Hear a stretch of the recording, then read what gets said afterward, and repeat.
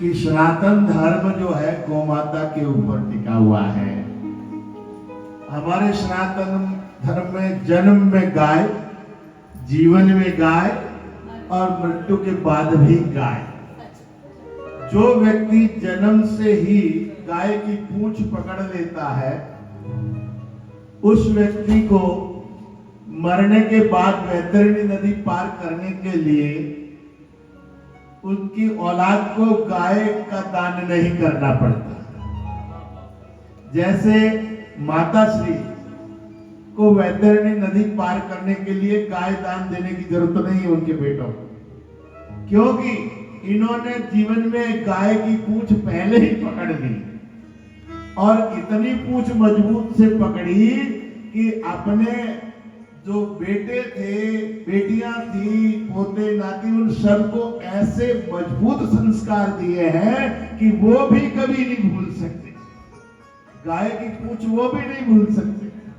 तो माता जी गौशाला में पधारती थी और स्वयं गायों को दर्शन करके अपने आप को जीवन करते थे।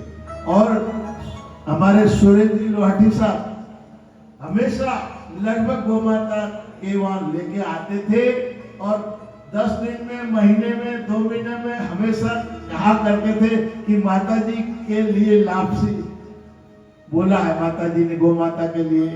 मतलब हमेशा महीने 15 दिनों में सेवा करवाते ही रहते थे। तो माता जी के लिए मैं ये कहूंगा कि वास्तविक में सनातन धर्म में जो करना चाहिए मनुष्य को, वो माता जी ने किया।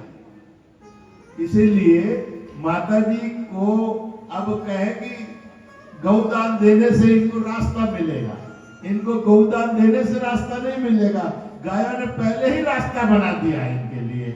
इसीलिए इनको कोई रोक टोक नहीं और एकदम स्वस्थ बता रहे थे लोहाटी जी की बीमार भी नहीं रहे। पिछले दिवाली में बीमार हुए थे और स्वस्थ हो गए, तब वो आए भी थे और यहाँ बोले थोड़े से एकदम ही थोड़ा सा हुआ और चले गए। तो ऐसे भगवान के जो भक्त होते हैं वो भगवान के चरणों में ही उनका शरीर शांत हो जाता, पता ही नहीं चलता है। जैसे सुई में से धागा निकाला वैसे ही श्वास।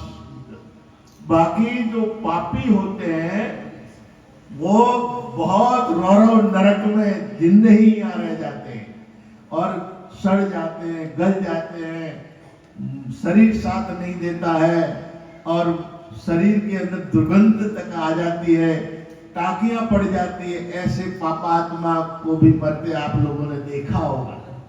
जीव नहीं छूटता है, क्योंकि एक जगह की बात बता रहा हूं। एक हमारे भगत थे, उनकी माताजी 95 वर्ष की थी। अब शरीर बिल्कुल कट के खत्म हो गया, परंतु वह श्वास न निकले।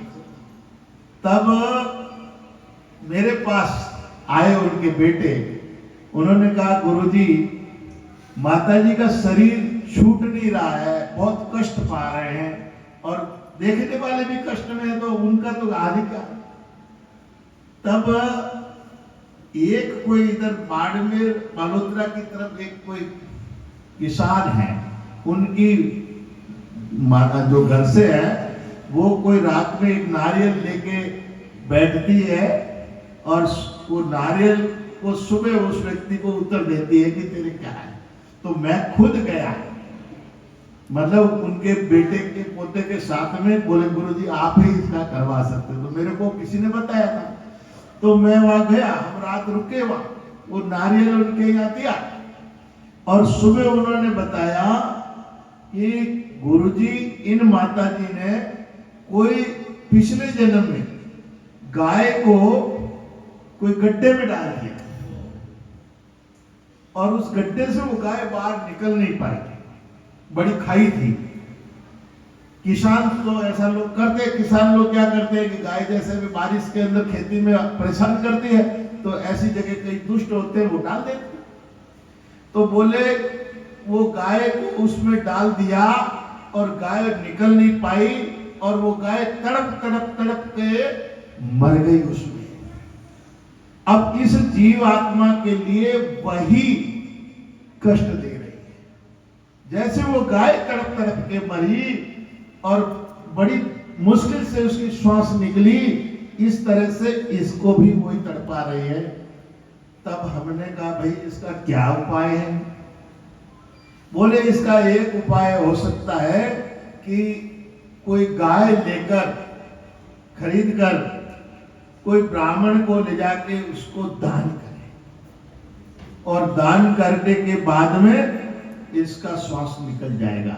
हकीकत की बात है, हम वहां से आकर उस माता जी के, या मैं उस टाइम हमारे पास गौशालाएं नहीं थी, कहीं और से वो गाय उनके बेटे ने खरीद के लाया और लाकर वो संकल्प करवाया, और संकल्प करवा के वो पंडित घर लेकर पहुंचा, और घर लेकर पहुंचने के 1-1.25 घंटे के बाद में माता जी का शरीर छूट गया। ये प्रत्यक्ष की बात है। तो कहने का मतलब है कि गौ माता जीवन में बहुत ही जरूरी है, उसकी सेवा। और गौ माता को कष्ट देते हैं तो वो कष्ट हमारे जीवन में भी आगे का आगे रहता है। तो इसीलिए इस दुनिया में गौ माता से अधिक कोई सेवा नहीं है। करना है जीवन में तो गौ माता की सेवा, और दूसरा जानना है तो परमात्मा को, ठाकुर जी को, राम जी को, अपने आत्मा को पहचानना है। तो इसीलिए कर्म करना है तो गौ माता का करें, सेवा करें, और बाकी परमात्मा को पहचाने। और आप देख ही रहे, हम तो गाय वाले ही हैं, हमको गाय वाला बाबा ही कहते हैं लोग। तो हमारे जोधपुर में 4 जगह गौ सेवा होती है, जो मांगीलाल जी गांधी जी के द्वारा शुरू कराई हुई है।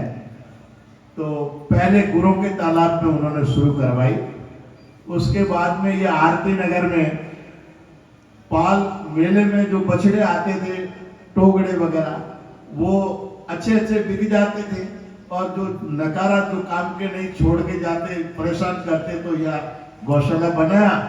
कोई धनी नहीं था, तो मांगीलाल जी गांधी जी ने हमको यहाँ बुलाया, और बुला के उन्होंने कहा ये सेवा अपने को करनी है। मैंने कहा मेरे पास तो पैसे नहीं है, मेरे पास न कोई भगत है न कोई पैसे। तब नैन जी भूतड़ा जो गांधी हॉस्पिटल में है, और ये श्री राम हॉस्पिटल वाले ताराचंद जी चांडक साहब, और थानाराम जी श्याम लोनी प्रधानपुर, और मांगीलाल जी, इन्होंने कहा हम आपके साथ रहेंगे, आज से आप गौ सेवा शुरू करो। तो उस दिन से शुरू हुई, और उसके बाद में 1 साल बाद में ये रोड वाली गौशाला बन गई। और उसके बाद में मांगीलाल जी, फिर वही काकानी वाली भी मांगीलाल जी ने जमीन खरीदवाई, और उन्होंने ही वो शुरू करवाई। तो 4 जगह गौ सेवा होती है, लगभग 600 गोवंश है। परंतु मैंने एक संकल्प रखा कि दूध वाली गायों को सेवा करने का मेरा मन नहीं, मेरे को अंधी, नेत्रहीन, विकलांग, पैर कटे हुए और घरों से निकाली हुई स्तन खराब वाली गौ माता की सेवा करने का ही मन है। तो वो अभी 3-4 जगह 500-600 गोवंश की सेवा होती है, और सब हमारे सेठ साहब विशेष रूप से उस पर जुड़े हुए हैं और सेवा करा रहे हैं। तो ऐसे आप सभी को मैं निमंत्रण भी दे रहा हूँ कि गौ माता के यहाँ पधारें। और अभी आज ये रामदेवरे के पैदल यात्रियों के लिए भी सेवा शुरू हुई, भंडारा काकानी गौशाला में आज से प्रारंभ हुआ। आज लगभग 5000 आदमियों ने प्रसाद पाया है, और अभी भी चल रहा है प्रसाद। तो आप लोग पधारें, वहां पे दर्शन दें और दर्शन करें। बस इन्हीं शब्दों के साथ वाणी को विराम। ओंकार मंगलम गौ मात मंगलम, ओंकार मंगलम गौ मात मंगलम, ओंकार मंगलम गौ मात मंगलम, ओंकार मंगलम गौ मात मंगलम, ओंकार मंगलम गौ मात मंगलम, ओंकार मंगलम गौ मात मंगलम, ओंकार मंगलम गौ मात मंगलम, ओंकार मंगलम गौ मात मंगलम।